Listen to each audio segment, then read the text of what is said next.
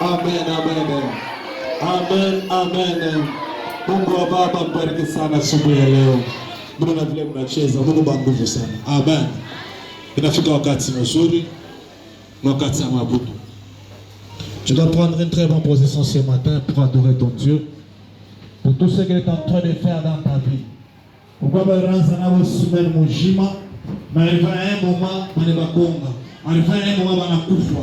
Mais toi tu n'es pas extraordinaire plus que les autres. Tu dois élever ton Dieu, tu dois adorer ton Dieu ce matin. Tu dis Seigneur, tu mérites d'être adoré, tu mérites d'être élevé. Tu dois prier dans les noms puissants de Jésus. Je mérite d'écouter ta voix, tu es en train d'adorer. Élève ton Dieu ce matin. Il n'y a pas une autre personne où tu peux élever, il n'y a que Jésus. Il n'y a pas une autre personne où tu peux glorifier, il n'y a que Jésus. Tu as le temps de parler à Dieu, tu as le temps d'adorer Dieu ce matin. Tu dis Seigneur, nous t'adorons parce que tu es le Dieu très haut. Nous t'adorons parce que tu es en train de mériter l'adoration. Tu dois adorer ton Dieu, montre ta voix. Montre ta voix ce matin. Élève encore ton Dieu.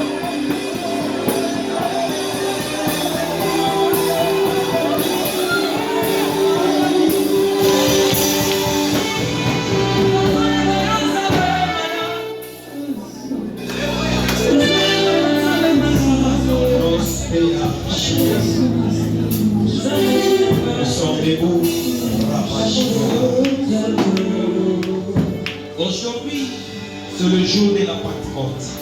Leo ni siku ya Pentekoste, Où la promesse ile ambapo malako que Jésus avait fait à ses disciples Yesu aliyoahidia s'est réalisée na ikatimizwa dans la chambre haute. kule chumba ya juu. Considérez-vous bien la parole de Dieu. Quand vous la considérez, Sitani kuionea maneno la Mungu. Dieu Mungu se manifeste. Mungu anaonekanikaka. Vous savez, lorsque vous êtes rempli de son esprit, Unajua kama ulisenyaziwa na Roho Mtakatifu yake, vous devenez comme un réseau qui coule. na unaweza kuwa sawa maji iko na tiririka, Et là, vous devenez en perception rapide. na pale utajaziwa kabisa. Et lorsque vous êtes rempli par le Saint-Esprit, Na ukisenyaziwa na Roho Mtakatifu, les choses qui étaient cachées dans le tonnerre, na ile vitu vilifichwa mgiza, Dieu le révèle. na Mungu anavifichula. Dieu le révèle. Mungu anawafichula. Sa puissance le révèle. Uwezo wake anavifichula. Et l'espérance.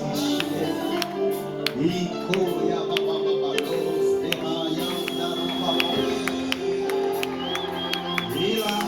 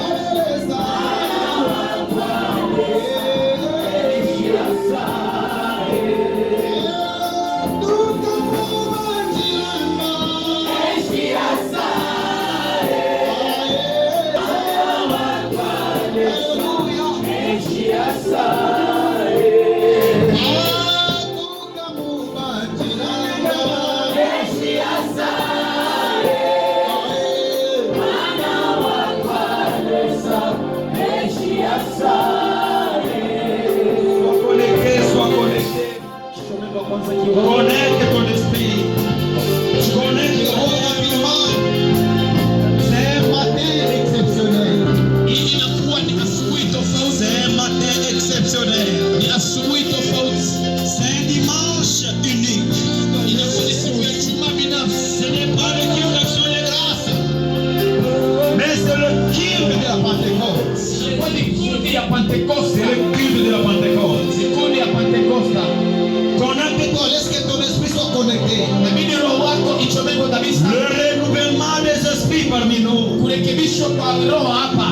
encore onction sur onction. Vous serez touchés à zéro. J'ai dit encore le renouvellement des esprits. Et vous serez connectés ce matin. Laissez-vous être dirigé maintenant. Que votre esprit soit connecté. Que votre esprit soit connecté. Que votre esprit soit connecté. Oh Father, we thank you, Lord. We thank you your grace. We thank you your grace now. Thank you, Jesus. Thank you, Father. In the name of Jesus Christ. Est-ce qu'on peut acclamer? Je veux bien, est-ce qu'on peut bien acclamer le roi du roi? Est-ce qu'on peut l'acclamer? On peut acclamer la présence de Saint-Esprit parmi nous.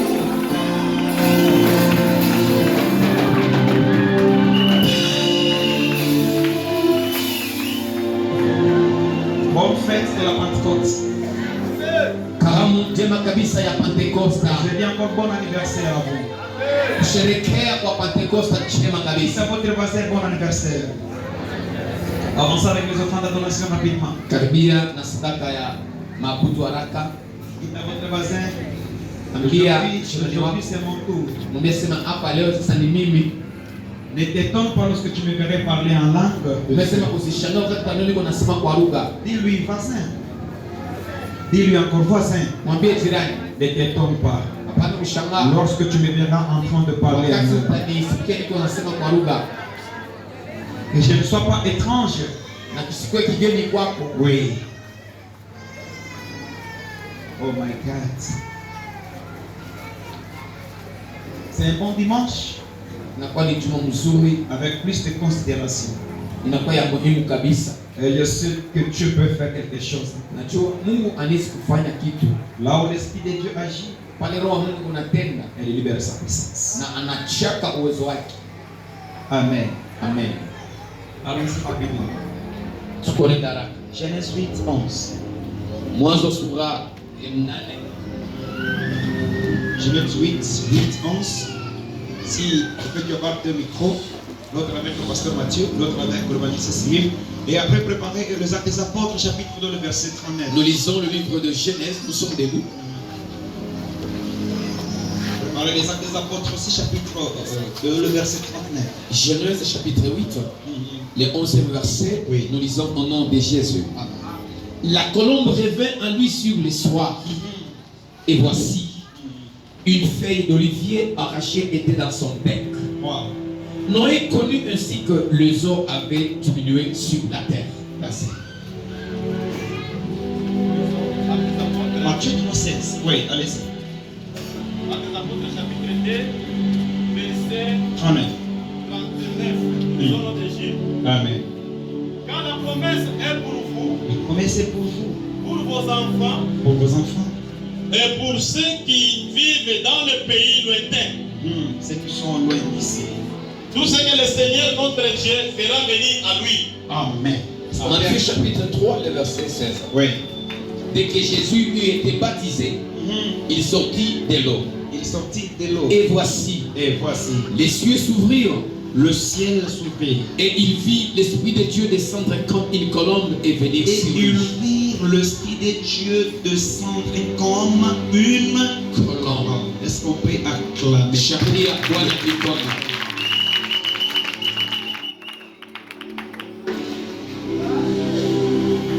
C'est notre jour, Ni siku yetu. l'unique jour par an. Inakuwa ni siku moja tu kwa mwaka. Ce jour est très célèbre, plus que même le jour de Noël. Hii siku ni ya kavuni kupita hata siku ya Noeli. Vous savez pourquoi? Unajua jua nini? C'est la naissance de l'église. Ndio kuzalika kwa kanisa. Donc tu dois être fier de ce que tu es. Inabidi wewe ukuwe na fikiri jua hii siku. Si tu parles en langue, Kama unasema kwa lugha, c'est au travers ni kupitia hii siku. ces jours. Hii siku. Vous êtes avec moi? Amen. Amen. Merci. Dans Genèse chapitre 8, Mwanzo sura 8 et le verset 11. na ile shairi ya 11 L'histoire est longue. ni historia ya mtu. L'histoire est longue. Inasema habari iko mrefu. Mais je vais essayer de condenser pour que vous puissiez retenir ce qui est important. Napenda tuifupishe juu ya tusikie. Dieu Mungu parle avec Noé anazungumza na Nuhu. que construis-toi une arche. Asema jenga safina. Pourquoi? Jua nini? À un moment donné, je frapperai le monde Wakati fulani nitapiga dunia avec la déluge. na maji. Mais l'arche dont tu fais la construction, Wakati utajenga hiyo safina elle servira que toi et ta famille. na itasaidia paka wewe na jamaa yako. Suivez l'oracle de Dieu. Mfuateni maishara ya Mungu. Je trouvais en toi l'intégrité. Mungu alikuta ndani yako umilele. Dieu n'a pas dit j'ai trouvé à tes fils, à tes enfants l'intégrité, mais à toi. Mungu asikuseme ilikuta ndani ya watoto yako. Dieu Ndani va yako sauver, il va umilele. sauver Noé et toute sa famille. Mungu atakuwa Nuhu na jamaa yake yote. La Bible dit, Bien nasema après avoir bâti, construit ce géant bateau, kisha kujenga ile kapambi ya safina il a réservé les animaux 2 à 2. na akaacha aliweka wanyama wawili wawili Il les a protégés na anawakinga pour que la sémence existe encore. juu wale banyama wasipotee. À un moment donné, Na wakati ingine on va les faire entrer dans l'arche. akawaingiza mu safina. Et lorsqu'ils étaient entrés, Wakati waliingia humo, Dieu lui-même est venu. Mungu mwenyewe akakuja Il va fermer avec le cadenas. na akafunga na kufili Il rentre au ciel avec la clé. na anarudia mbinguni na funguo. Et pendant qu'il rentre au ciel, Wakati anarudi il va maintenant ouvrir les robinets. sasa atafungula pompi. Le bloc de glace qui était dans le nuée Sasa ile maji ilikuwa muhimu va maintenant tomber en gouttelettes na d'eau. ikaanza kuanguka Et kwa tone ya accompagné maji. avec des petites glaces. Na ilikuwa na maji ya baridi 40 jours masiku 40 et 40 nuits, na usiku 40. on appelle ça la déluge. Tunaita ile asema mvua Et le monde était péri na dunia ikapotea jusqu'au point où mpaka mnukta le bateau na ile chombo surnageait au-dessus de la montagne d'Ararat. na ilikuwa juu ya mlima ya Harari. Et cette montagne d'Ararat Na ile mlima ya Harari était l'une des montagnes les plus élevées. ilikuwa moja ya mlima mrefu mno, L'une des montagnes où leur sommet touche vraiment au fond. na ilikuwa ndio mwisho ya ile mlima. C'est plus que la petite montagne que nous avons. Inapita hata hii mlima tunapanda huko. Mais figurez-vous, au bout de 40 jours et 40 nuits, Ufikiri muumbile ya masiku la montagne 40 va surnager. na ile chombo iko juu Oui, ça va flotter au-dessus de cette montagne. na iko juu ya hiyo mlima. Quelle belle leçon. inakuwa ni mafundisho gani? Quelle belle inspiration. Inakuwa ni mkiro gani? Dieu est longanime dans sa précision. Mungu anawezekana mpango yake. Et sa grâce dure pour toujours. Na neema yake inatosha. Et son amour demeure parmi ses saints. Na upendo wake ni katikati ya wale watakatifu. La Bible dit, Biblia inasema la déluge va terminer. Na ile maji ikakauka. Noé va ouvrir la petite fenêtre. Sasa Nuhu akafungua dirisha. Il va maintenant envoyer. Atatuma sasa. La première fois c'était le corbeau. Na wa kwanza ilikuwa ni kunguru. Kunguru. Le corbeau était parti. Na kunguru alitoka kaenda. Il était rentré. Na karudia tena. Sonder les sépultures. Someni maandiko. Le corbeau n'était pas parti pour du bon comme j'avais entendu quelques interprétations. Le corbeau n'était pas parti, il était parti et il revenait. Wengine wanasema kunguru aliendaka anaendelea, hapana, aliendaka tena karudia. Mais sans une suite favorable. Lakini hakukuwa na majibu ya kutosha. Pour la troisième fois, kwa mara Noé va maintenant relâcher. Nuhu akatilia la colombe. Akatilia jua. Et pendant que la colombe va partir, wakati jua ataenda, elle n'a pas aussi trouvé la place pour poser ce pied. Na yeye hakuta wapi mais ce qui m'intéresse, la dernière fois quand elle va partir, elle va trouver un endroit où poser son pied. Et en un mot, la colombe, pour donner l'interprétation de ce qu'elle va trouver sur la terre, il faut qu'il y ait quelque chose qui sera palpable. Et c'est quoi? La colombe va donner le témoignage. La colombe est allée chercher une partie d'un arbre qu'on appelle olive. Et elle est allée juste prendre une petite bois ou bien une feuille qu'on peut le dire, et va mettre ça à son bec. Et elle va voler. Quand elle va entrer dans l'arche, et lorsque le frère Noé, il verra juste cette expérience, le preuve de cet olivier. Et cet olivier, c'était l'olivier sauvage. Il y avait les oliviers urbains et les oliviers sauvages. Est-ce qu'on est là? La Bible dit, la colombe, elle va ramener un olivier sauvage. Pour dire quoi? Que la terre est séchée. Là, il n'y a pas vraiment un grand problème pour moi.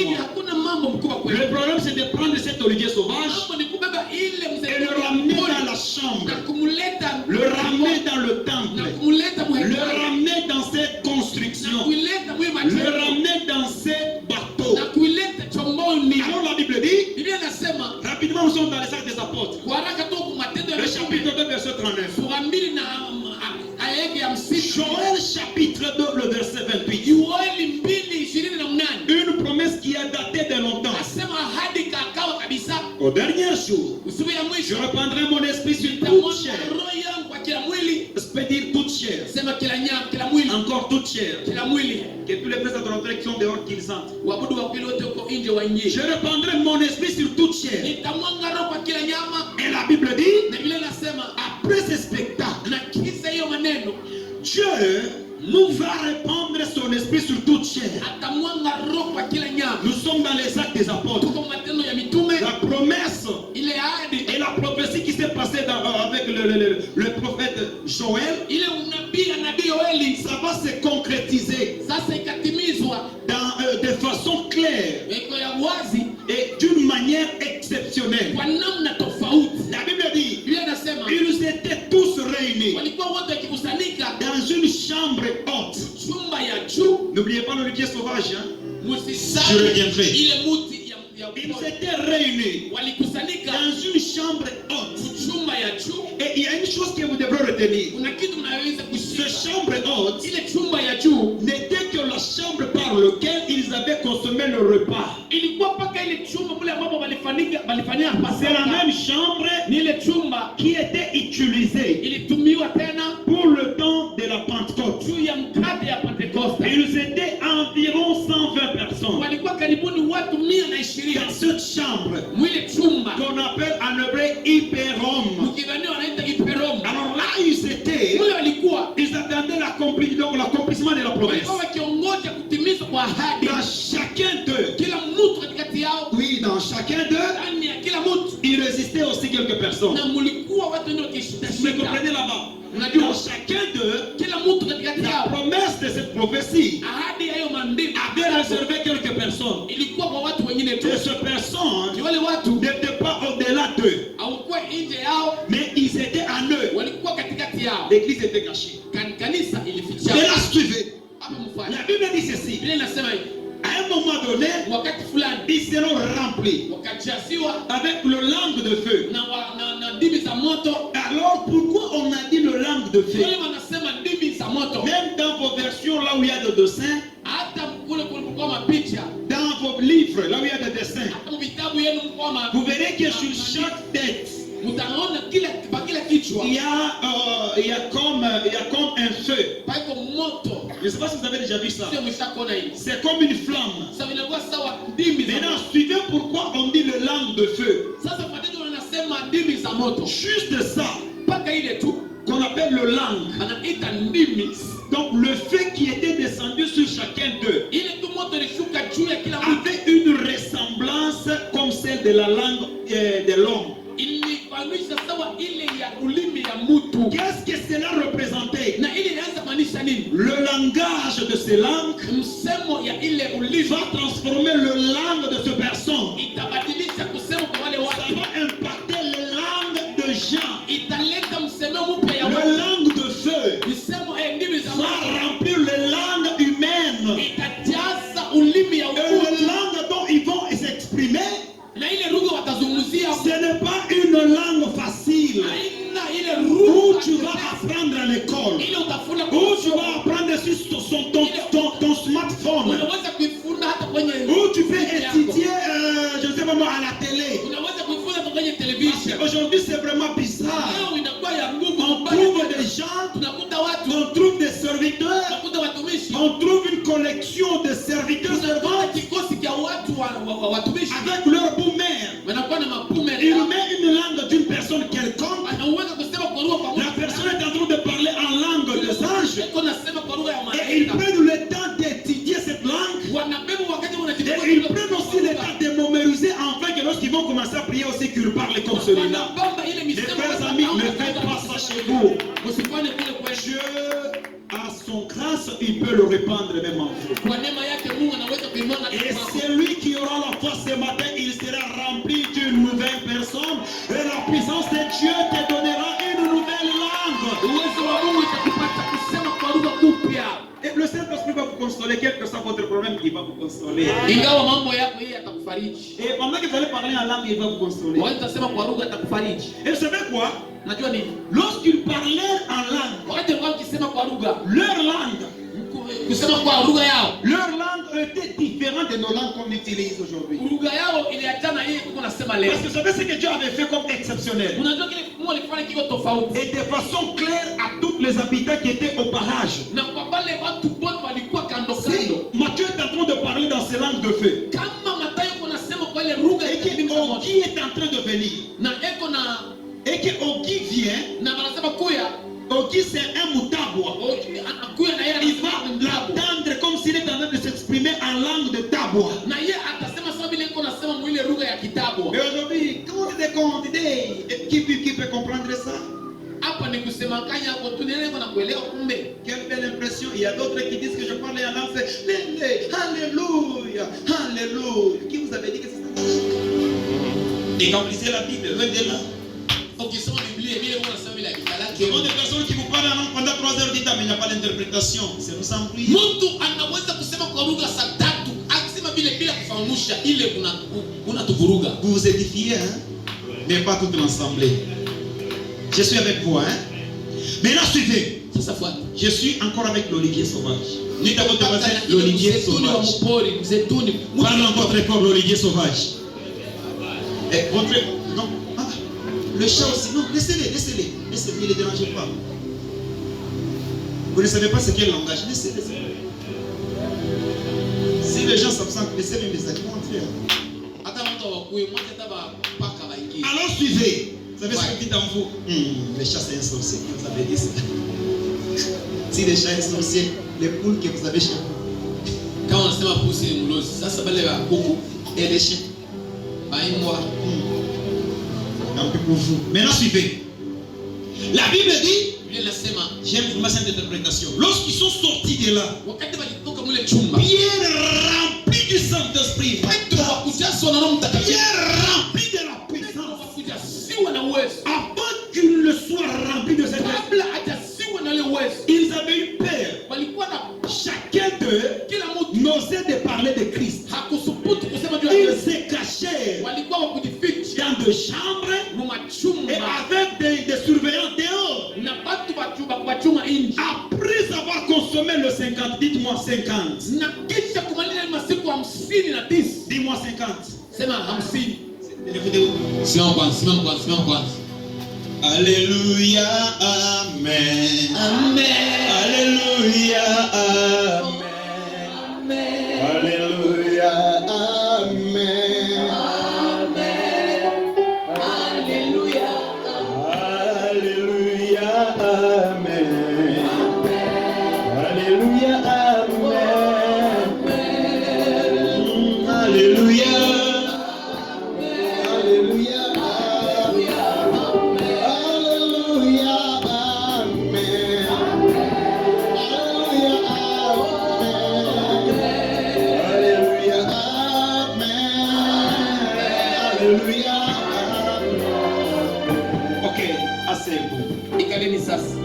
La Bible dit, le jour est venu parce qu'il comptait. C'était à quel moment où les Juifs commencèrent à compter. Jésus est ressuscité. Quand il est ressuscité, il avait déjà les corps incorruptibles comme symbole de nouveaux croyants à cette période-là. Son corps était incorruptible. C'est un corps qui est transparent. Il n'a pas besoin d'entrer dans le véhicule. Sur l'âme, c'est par grâce. Il a besoin, ici, il a besoin de Baja Lumbashi, il fait seulement suite, il est parti. Le corps incorruptible. Je sais qu'un jour, vous et moi, on portera ce corps. Oh non, écoutez, travaillez pour Dieu, ne travaillez pas pour le révérend lui. Parce que vous et moi, on portera ce corps un jour. Le corps du malheur va rester. Ça pourrira un jour. Et on sera transformé tout à une autre personne. À la rencontre du Messie dans le ciel.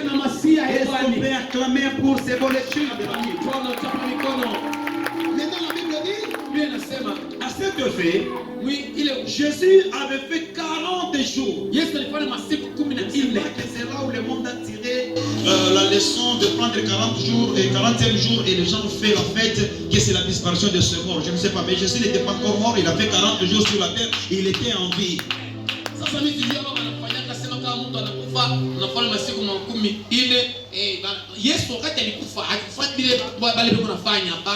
C'est démoniaque. Jésus n'était pas dans la tombe où que les gens attendaient le 40e jour. Jésus est ressuscité, il fait 40 jours en train de vivre avec ses serviteurs. Il mange avec eux, il les console. Et même le jour de son ascension, il n'y avait pas la fête. Yesu alifantu ni masiku tatu mkaburi anafufuka amo hapa mdunia anafanya masiku 14 aniko nakula paka siku ya yeye kunyakuliwa kwenu. L'olivier sauvage est dans l'armoire, je le prendrai. Asema mtu ya mpafu ya mpori tunaiweka mbele mkabati itarudia. Qui a déjà consommé les histoires des 40 jours parmi nous? Ni nani alisaka kufanya vile mambo ya consommer kula ile chakula sema 40 jours. 1, 2, 3, 4. Après avoir le consommé, vous avez déjà passé par l'administration des prières? Pas encore. Vous allez me rappeler. Il faut compris pour vous. Les histoires là ne viennent pas de Dieu. Et surtout les sorciers jouent de mauvais rôles à ces histoires.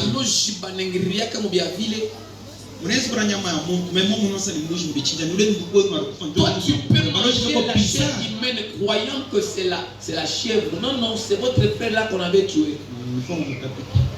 Tu dois vomir. Amen. Mais là, Jésus faisait 40 jours. Suivez où a commencé le 50 jours. Jésus sera transporté vers le ciel. C'est maintenant, lorsqu'ils vont, quand Jésus dit, ne quittez pas Jérusalem. Après son ascension, ne quittez pas Jérusalem, mais restez, attendez la promesse que je vous ai faite.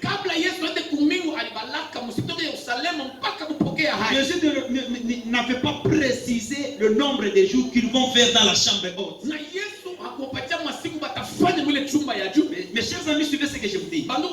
Ils vont faire, lorsqu'ils vont entrer dans la chambre haute, ils commencèrent maintenant à compter.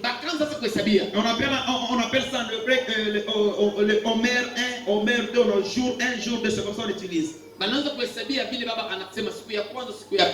Bible dit, ils vont faire 38 jours, 39 jours, 40e jour, 41e jour, 42, 43, 44, ils sont toujours dans la chambre haute. Et vous savez, dans la chambre haute, ils faisaient quoi? Ils ne faisaient que prier, ils ne faisaient que contempler la sainteté de sa puissance. Et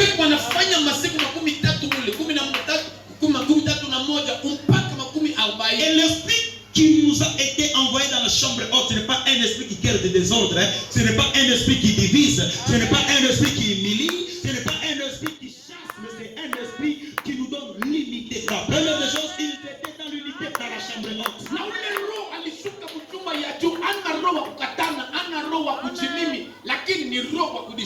C'est un esprit d'amour. Lorsque l'autre a offensé, retenez cela. Comme c'est un esprit d'amour et d'unité, il réconcilie facilement. Le problème de l'autre était de l'autre. Mon problème, l'autre pouvait le transporter comme si c'était son problème. Et là où il vivait, personne ne pouvait saboter, je ne sais pas moi, Marie, ne pouvait saboter Marthe, ni Pierre, ni Jean. Non. Tous se considéraient comme des disciples. Il n'y avait ni homme, ni femme.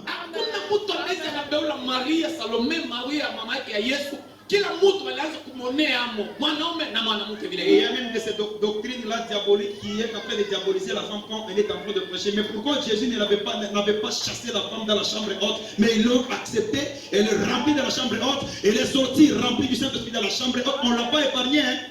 Et quand Jésus va dire, allez faire toutes les nations, les disciples, on n'a pas dit les hommes, et épargner les femmes, on a dit toutes les nations. Kuna madini ingine iko na beula ikitenga mambo ya msemo ya kishetani. Wakati walikuwa mchuma ya juu, Roho Mtakatifu angepokea mpaka wanaume, tena wanaume walimpokea. Et surtout que les hommes sont les moins sérieux. Et zaidi wanaume sont les moins sérieux. Anakuwa na makosa. Les femmes que vous négligez, wanamke hapa mna beula. Ils peuvent être de vrais instruments pour l'œuvre de Dieu. Anaweza kuwa chomo juu ya kazi ya Mungu. On dirait que les mamans ne sont pas là. Tant pis pour vous, alors je laisse. J'allais mériter un bon amen de votre côté, hein, vous êtes un instrument de Dieu.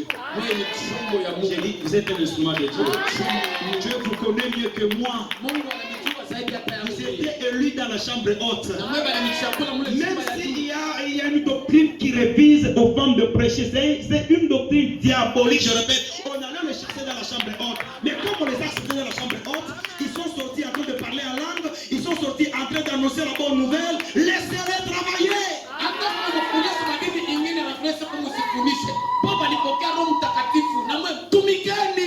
Mais la Bible dit quoi? Là où ils furent, le 49e jour, ils ne savaient pas qu'est-ce qui peut le surprendre au 50e jour. 50 qui signifie, on appelle ça en hébreu Pentecôte. C'est ça la signification de 50. Maintenant, lorsqu'ils vont quitter la chambre haute, Dieu, c'est un Dieu d'ordre. Il prépare ces choses en ordre.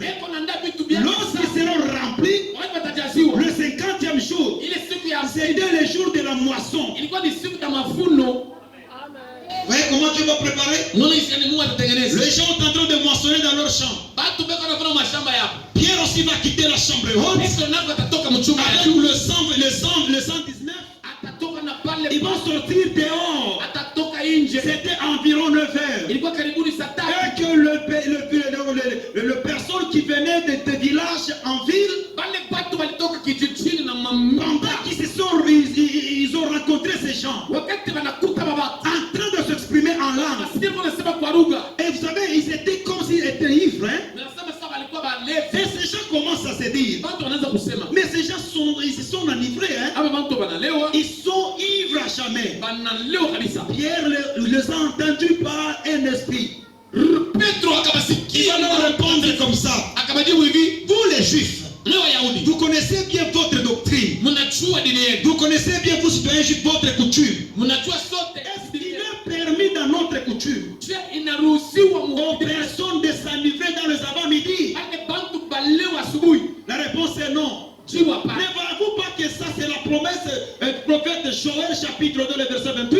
Hii mko naona, mjua sema ni nabii Yoeli 2. Pierre prenant maintenant la parole, Petro akachukua il mkono. commence à donner maintenant ce qu'on appelle le discours céleste. Sasa kusema Et kusema kwamba pendant qu'il prêchait, wakati wanahubiri, la Bible me dit, yeye anasema environ 3000 hommes. karibuni watu, Là c'est la montagne de la grâce. ile itakuwa À la ni montagne maneno de la loi sur Horeb. kule kwa Rebu. Lorsque Moïse descendait Wakati Musa alikuwa de anashuka la montagne de Sinaï, kule kumlima ya Sinai, Moïse était en colère. Musa alikuwa na bishilani. Pourquoi? Jua nini? Il avait entendu le bruit dans le camp. Alisikia lalamiko Pendant qu'il avançait, wakati kuna sogea, il va trouver tout Israël anatakuta Israeli mzima en train d'adorer les veaux d'or iko naabudu sana. parce que Moïse avait fait 40 jours. Sio Musa alifanya makumi Pendant qu'il adorait 40. les veaux d'or, Wakati alikuwa naabudu sana, il va prendre le détable akabeba ile meza mbili des 10 commandements, ya il maamri va le jeter par terre akatupa et chini ça va se casser na facilement. ikapasuka kabisa. C'est maintenant que Moïse, Sio pale Musa il va ordonner ataruhusu parce qu'il vient de la loi, anatoka il sheria vient de la montagne, anatoka kumlima, c'est lui qui détenait la loi. yeye alikuwa na Il sheria. va dire maintenant aux gens, Hapa anaambia watu prenez vos clefs, mubebe sasa mapigo yenu, prenez vos clefs, mubebe mabisu yenu. tuez-moi ces gens. Sasa mnuia watu On va tuer 3000 ânes, bakaua on va les poignarder. 1000 À la montagne de Sinaï, ile kumlima Sinai c'est la mort. ni kifo. Mais à la montagne de la grâce, Mlima ya neema, lorsque Pierre va prêcher, wakati Petro atahubiri, les 3000 qui étaient morts, wale watu ici nous avons walikufaka. 3000 qui est sauvé. Sasa hapa ni Le Saint-Esprit ne tue pas, mais l'Esprit de Dieu donne la vie. Roho Mtakatifu kwa shuhu wake, Roho Mtakatifu anataka Les bushira. Écritures, Maandiko na waka, la Bible dit bien, les Écritures tuent. maandiko nasema maandiko C'est la na loi. waka ni sheria, Mais l'Esprit vivifie. lakini roho inaleta uzima. 3000 Watu qui étaient morts, tatu walikufa, 3000 qui a repris la vie. 3,000 wanapata na uzima. On est ensemble. Tuko pamoja. Maintenant, pendant qu'il était en train de donner le discours, Wakati iko nasema, c'est maintenant il va arriver au chapitre 2, verset 39. atafika Des Actes des Apôtres. mbili na makumi tatu. Il dit ceci. Anasema hivi, Oh, homme juif, nini Wayahudi, cette promesse hii malako a été faite premièrement pour vous. kwanza ilikuwa kwenu mwe Dites pour nous. na kwetu, Dites encore, pour nous. kwetu shie. A été faite premièrement pour vous les Hii juifs. malako kwanza ilikuwa yenu nyinyi Wayahudi Et pour vos enfants. na kwa watoto yenu. Dieu connaît les enfants. Mungu anajua Qui watoto peuvent être remplis. Quelle que soit leur taille, quel que soit leur âge, Dieu peut leur remplir de son Esprit Saint. Mungu anaweza Je ne fais exception de quel âge. Mungu aseme yake mo miaka Que ton enfant, que tes enfants soient au moins de 5 ans, Dieu peut le remplir de son Esprit anaweza Saint. kumtoto anaweza kuwa na miaka 2. Laissez que l'onction de Dieu touche maintenant tes enfants. Acha roho upako uguse watoto. Et tes enfants seront très intelligents à l'école. Watoto watakuwa Lorsqu'ils sont remplis du Saint-Esprit, watajua roho il mtakatifu. ne te causera jamais la honte. Watakufanyia Lorsqu'ils sont remplis du Saint-Esprit, wanajua roho ils mtakatifu. commenceront à prêcher à bas âge. Wataanza kuhubiri wakiwa na miaka kidogo. Si tu constates que chez toi, il y a parmi tes enfants, il y a l'autre Guillaume qui est en train de faire la téléphone de ses amis, comprend que l'onction est en lui. Kama uko na watoto kumlango na maana simu kwa moyo na sasa iko natosha kama pepo. Mais récemment, là, à l'église que je travaillais lorsque je suis parti en Colosie, Mkanisa sasa sio wakati mimi na Kolwezi. le pasteur me dit ceci. Mchungaji ananiambia hivi. Oh papa, Baba, chez moi, j'ai 2 enfants. kwangu ni watoto wawili.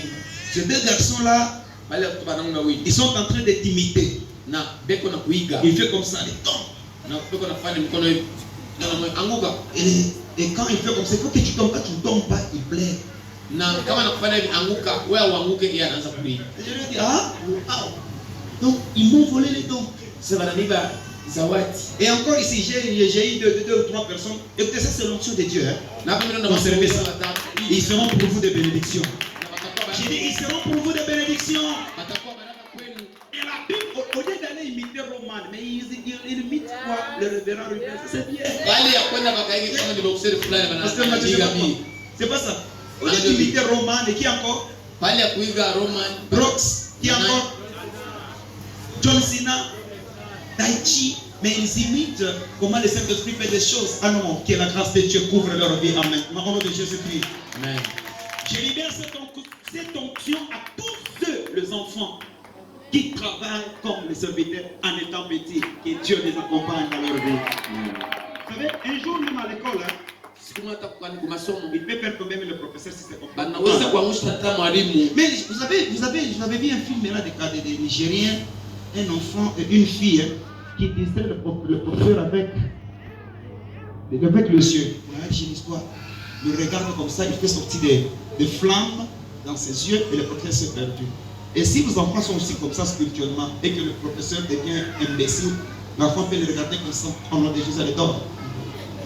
Et ne faites pas ça chez vous. Bon appétit.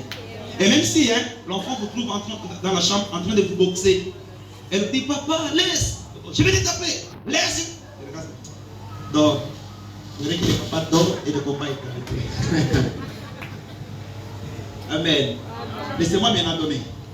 La Bible dit, lorsque l'Esprit de Dieu est descendu, ils étaient tous remplis avec le même esprit. Mais l'esprit va se diviser. Je vais rapidement. Nous avons l'une des églises dans ce monde. Et dans ces églises, ils n'ont qu'une seule personne devant et qui a la tête chauve comme la mienne. Il a la tête chauve comme la mienne. Et là au-dessus de sa tête, il y a une colonne de feu. Je n'ai pas cité quelqu'un. Et pour eux, la colonne de feu est dans l'Ancien Testament. Dans notre époque, nous n'avons pas besoin de la colonne de feu, mais nous avons besoin de la langue de feu. Israël est très dirigé par la colonne de feu. Vrai ou faux? C'était dans la loi. Mais dans le Nouveau Testament, lorsque la grâce va commencer, il va prendre cette colonne de feu. Il va la diviser en morceaux. Et là, on va maintenant distribuer sur les 120 personnes. Oh non, ce matin, il y a une puissance qui va couvrir ta tête. Il y a une puissance de Dieu qui va couvrir ta tête. Et tu auras dans ton corps une chaleur impactée par sa puissance. Les chiens vont parler en langue. Les vieillards auront des visions et des songes. Et les chiens vont prophétiser. Les mamans vont prophétiser. Les papas aussi. Et les enfants feront des miracles parmi nous. Le Saint-Esprit est au milieu de nous. Et la Bible dit quoi? Ils s'étaient remplis. Et quand ils sont sortis, il va commencer à prêcher. La Bible dit environ 3000 personnes. 3000 ans. Ils se sont convertis. L'onction de Dieu attire même l'argent. Attire même l'argent.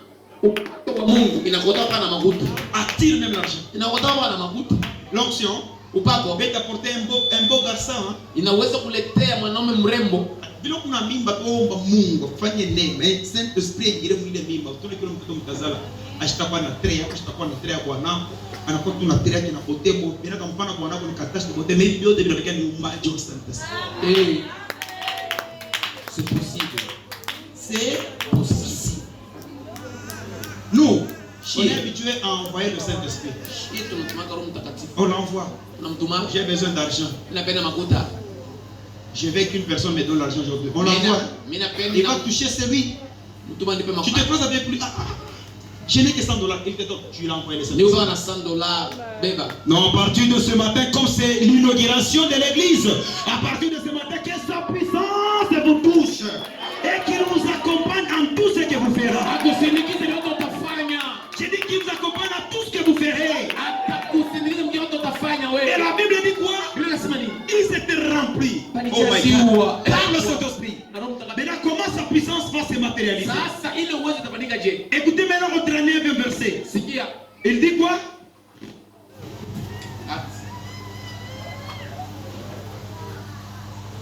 Au 39e verset.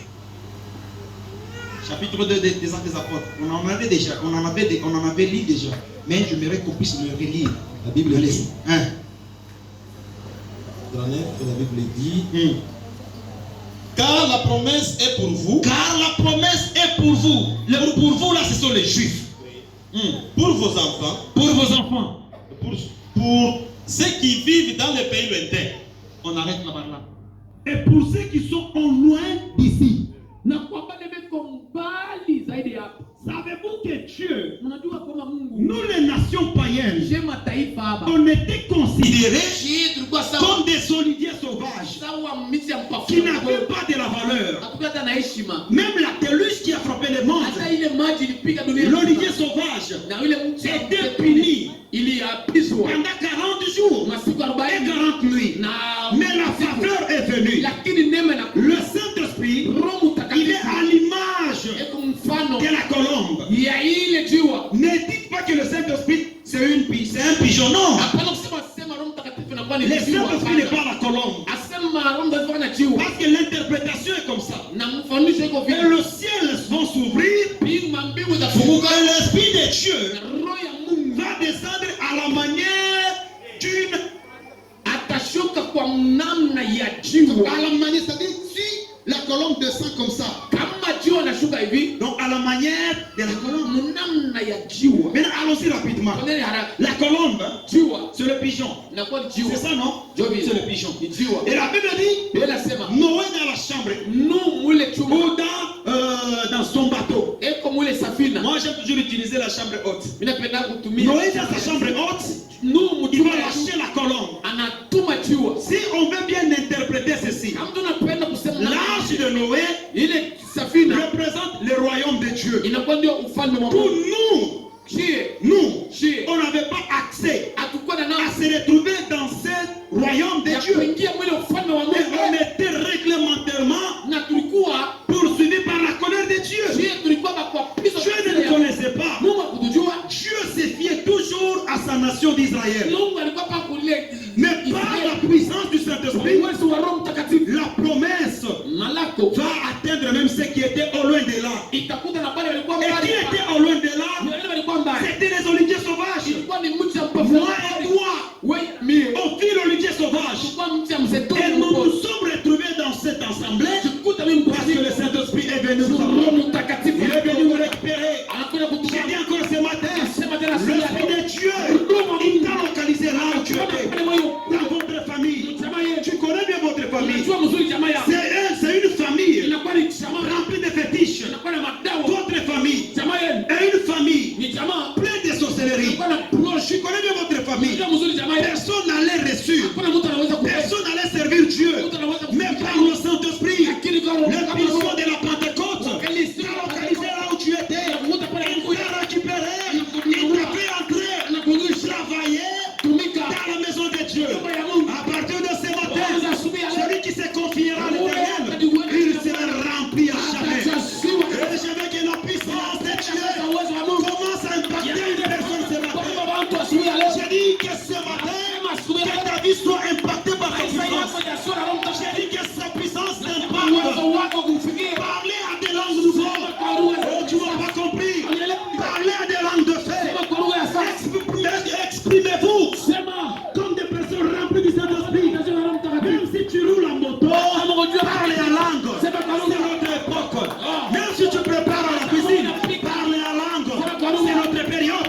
Même si tu es dans la salle de bain, parlez en langue. C'est notre époque. Même si tu voyages, parlez en langue.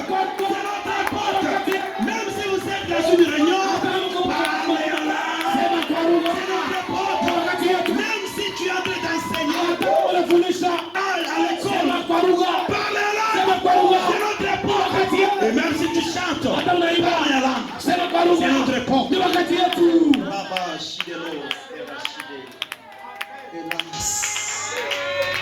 Tu as déjà perdu l'onction. L'onction ne s'achète pas. On la donne gratuitement. La seule chose que tu vas retenir, kitu utashika, il t'appelle.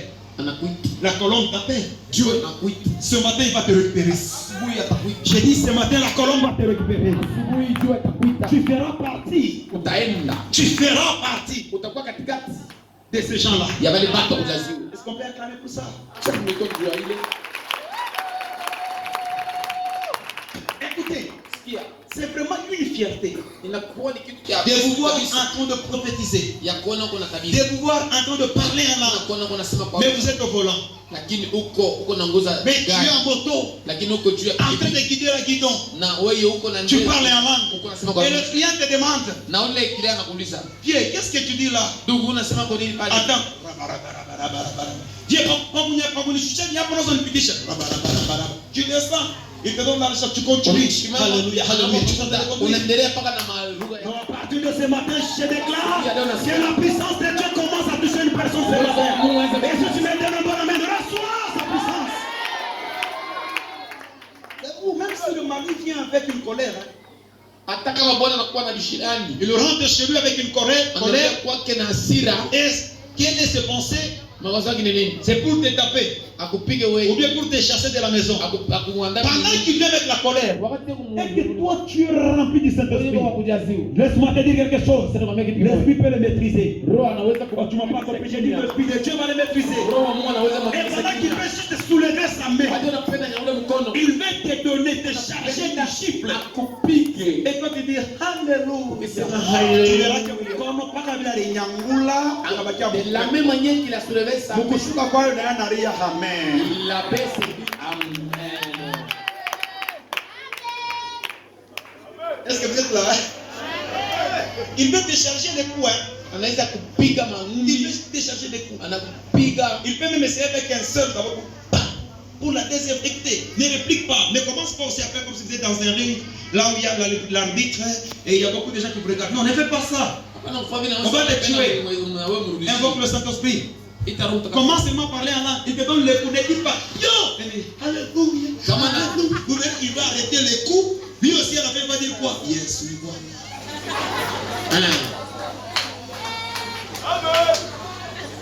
S'il y a des mariés qui sont ensemble, dites-lui, aujourd'hui je vais te faire une surprise. Lorsque tu veux seulement me donner le coup, je dis, alléluia, alléluia. Rien à la fin, il va dire, yes, oui, quoi. On est là? On va prier aujourd'hui. Et l'Esprit de Dieu sera sur vous. J'ai dit, l'Esprit de Dieu sera sur vous. J'ai dit encore, l'Esprit de Dieu sera sur vous. Lorsque l'Église est remplie par le Saint-Esprit, l'Église va prendre son allure. Personne ne peut la booster. Personne ne peut faire la visite. Je vais terminer avec ces mots. Lorsque vous êtes rempli par le Saint-Esprit, un mot qui caractérise le Saint-Esprit, c'est l'amour. Et si tu as l'amour, tu ne peux pas parler en mal de l'autre. Si tu as l'amour, tu ne peux pas vouloir que l'autre souffre. Si tu as l'amour, tu n'auras pas besoin que l'autre m'appelle que vous misse à quelqu'un. Et pendant que tu dis que quelqu'un c'est dans un premier tu penses à quoi? Celui qui a l'amour, il peut gêner 3 jours pour l'église, il peut gêner 3 jours pour son prochain, il peut gêner 3 jours pour celui-là. Le Saint-Esprit ne nous donne pas seulement le surnaturel de faire jeter les gens, rien de prier pour les malades. Non, il y a l'amour qui caractérise son onction.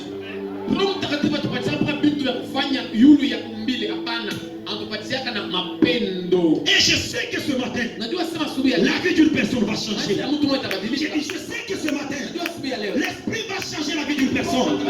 Et que tu acceptes et que tu n'acceptes pas, mais tu verras ta voisine et ton voisin. Dieu va les transporter ce matin. Il y a le Fils de Dieu qui sera sur elle. Le Saint-Esprit sera sur lui. Oh, il va parler à une nouvelle langue. Aussi à une langue de feu. Et si tu me donnes un bon amen, que l'onction de Dieu commence à circuler. Soyez remplis par la puissance. Et que tous les gens qui sont au fond, tous les vocalistes qui sont au fond, recevez la puissance. J'ai dit tous les gens qui sont au fond, recevez la puissance. C'est votre jour. J'ai dit c'est votre jour. Tous les papas et les mamans qui sont de ce côté.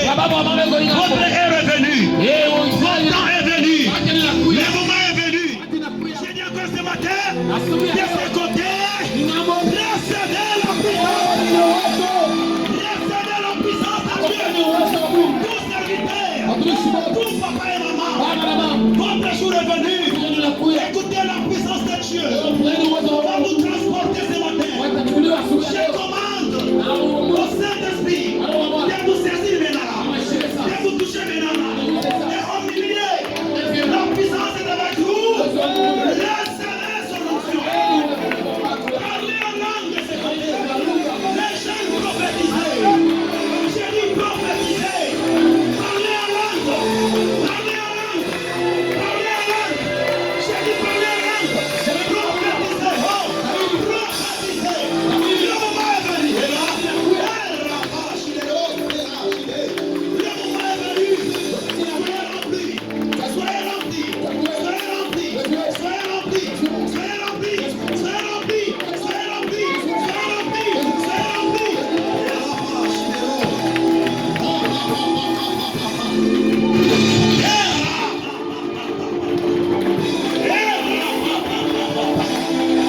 Les amis, soyez remplis maintenant. Soyez remplis de cette puissance. Alors maintenant, commencez à être connectés. In the name of Jesus Christ. Que la puissance de Dieu vous saisisse. Que la puissance de Dieu vous saisisse. Que la puissance de Dieu vous saisisse. La Shekinah. La Shekinah. La gloire de Dieu est en ce lieu. La Shekinah va vous transformer en une nouvelle créature. Maintenant, reçois la puissance en toi. Tes cheveux vont trembler. Tu auras de la chair de poule. Et là, et l'os pérachidé. Hélas. Hey, touche maintenant mon père. Il est temps. Saint-Esprit commence à toucher ce moment. Commence à toucher ce papa maintenant. Et l'os pérachidé. Oh, rapapapa.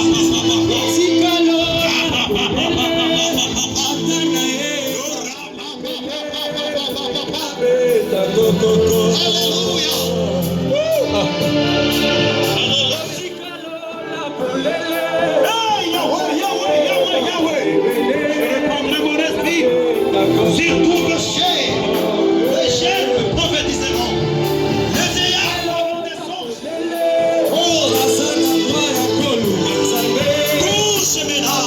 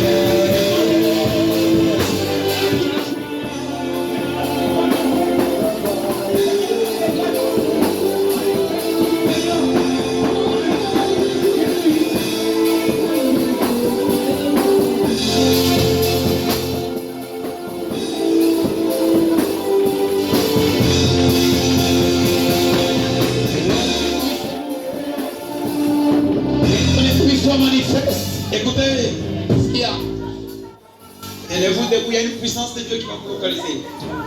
Il y a une puissance de Dieu qui va se simamia juu kuna Les chiens vont parler en langue. Le vieillard vont parler en langue. La promesse est pour vous. Vous qui étiez au loin de là. La promesse est faite pour vous aussi.